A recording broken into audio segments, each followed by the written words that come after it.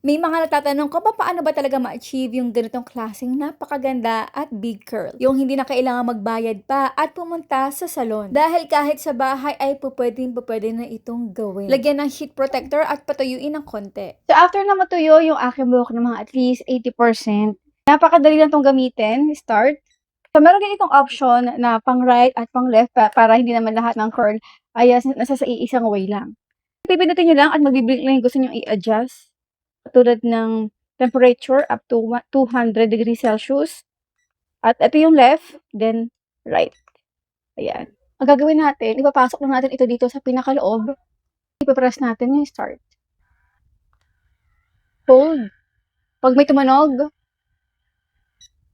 release, at mag-intay lang tayo ulit ng 2 beeps. Diba?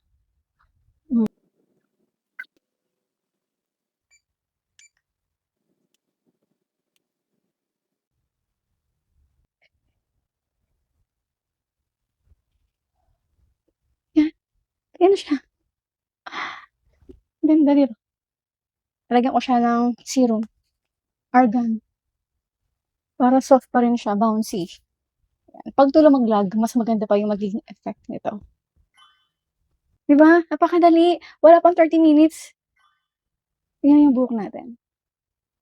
Diba? Kaya naman, sa mga gusto magkaroon nito, ilalagay ko na lang yung link sa ating comment box section o dito sa ating screen. Bye!